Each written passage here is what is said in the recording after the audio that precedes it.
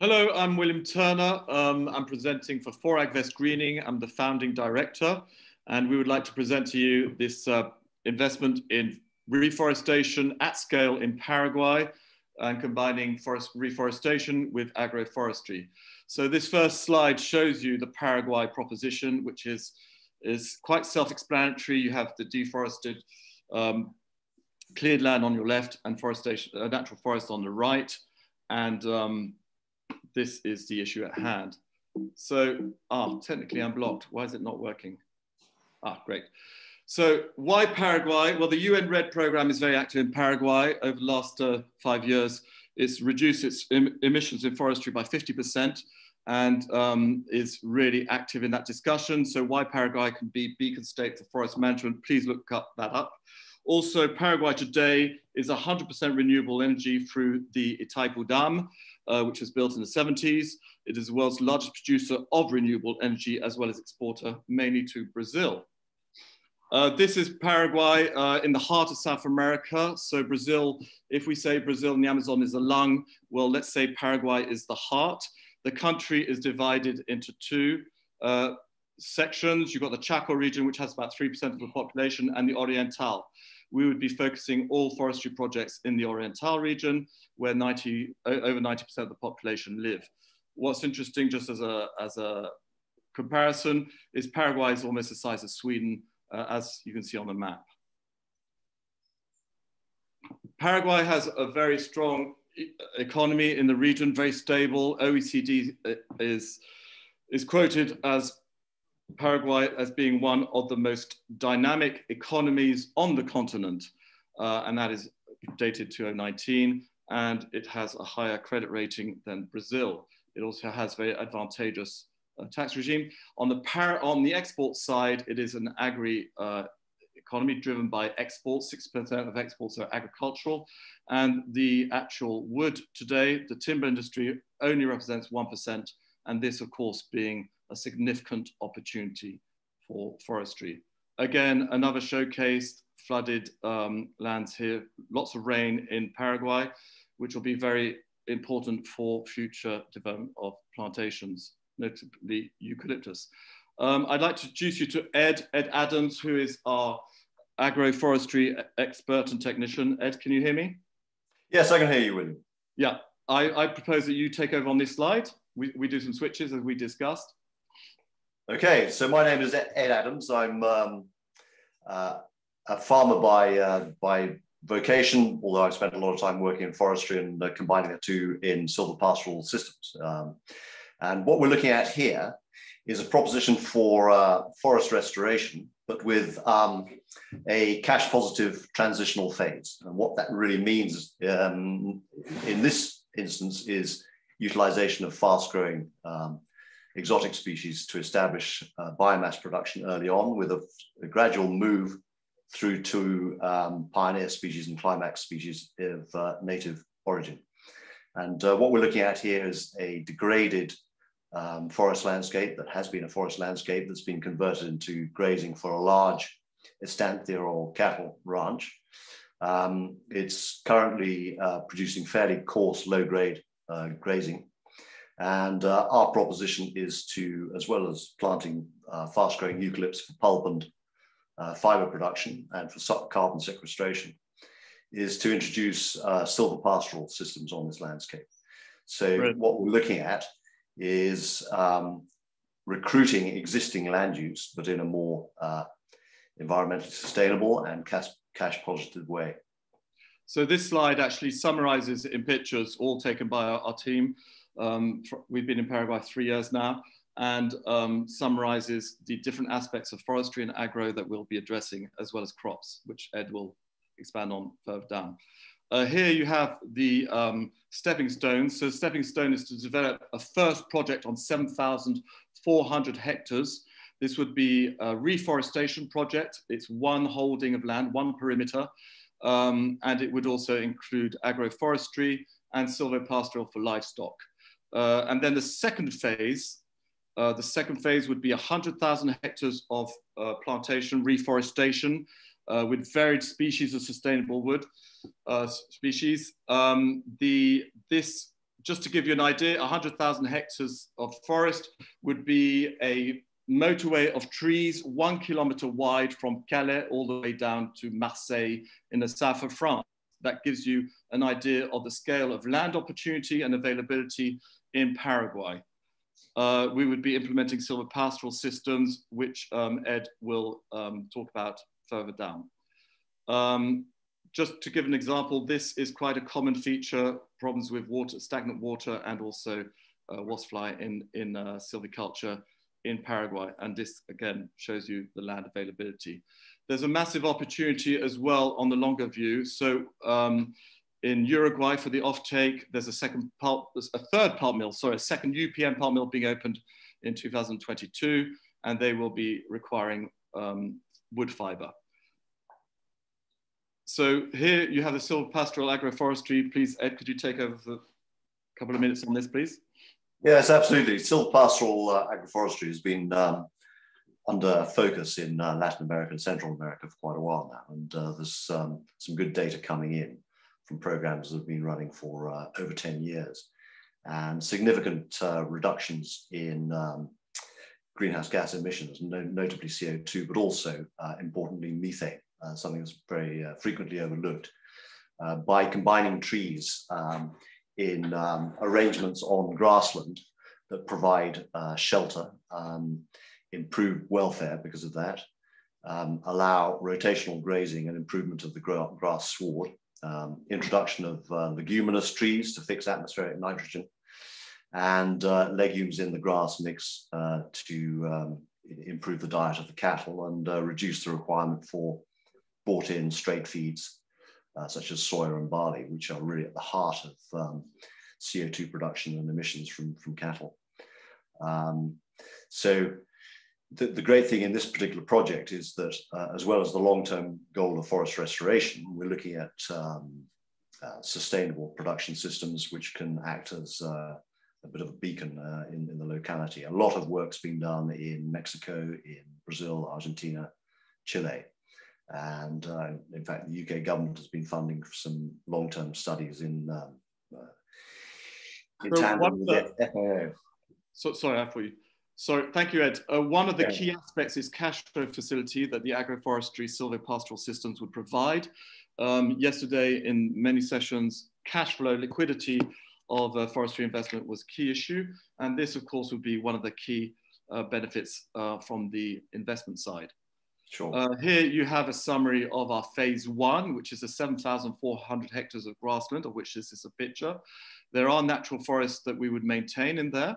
And there has also been a trial by the current owner, the Paraguayan owner, who has done a trial of 180 and who's actually, the whole discussion started because he asked us to come in and scale up the project and bring in expertise. We are working with the leading expertise in plantation forestry in South America. So this is a Finnish outfit, probably the most amongst the most experienced in the world.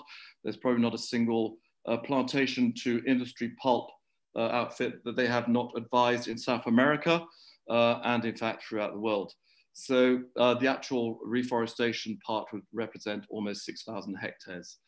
Then this gives you the stepping stones so land preparation will be the very first phase. And the very important thing to know in Paraguay is you have a 6-year rotation. This is due to the stability of climate and also rainfall and the quality of the soils. So this compares very favorably to Uruguay, where in Uruguay you have an 8-year rotation plus. So this is absolutely one of the key points you gained on 2 years. So one of the big comments that came up yesterday in several sessions was haste. Investors like to see returns. So by the 8th year of the investment, you will be getting revenue from the harvest. And we will maintain the carbon sequestration in the soil, in the root systems, by coppicing trees rather than uprooting them and replanting. So that will create a second rotation and a third rotation. So that is very strong on the sustainability side and the carbon story. Local offtake is very, very strong. There's more demand than availability. So this first plantation is located quite literally across the road, 5 kilometers from a major industrial offtaker. for the biomass. And also eventually you have, of course, the River Paraguay, which we'll talk about further down for logistics. This would be phase 2. Again, the same picture as the first slide, because this is the key area. And what you will notice is that it is very flat. So drainage and land preparation is critical. And of course, all that is done prior to planting. So on the planning. Carbon sequestration, I will hand over to Ed to comment on, and eucalyptus as such. Yeah, certainly. The point might be raised, why are we looking at fast-growing exotic in eucalyptus in forest restoration program?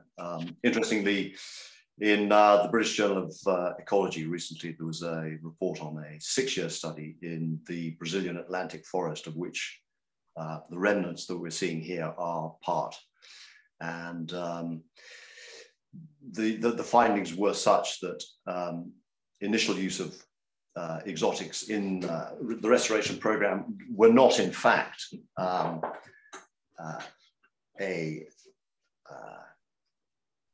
a means by which the reintroduction of the forest would be held back. In fact, the opposite was true. So in what we're looking at is using exotics as a pre-pioneer stage, with a succession through to pioneer and then climax. But the important thing to note here is that if the game that we're in is carbon sequestration, then the faster growing the tree, the better. And indeed, with eucalyptus, what we're finding is that the efficiency of utilization of both nitrogen and phosphate in the soil is in advance of most native tree species. So, right.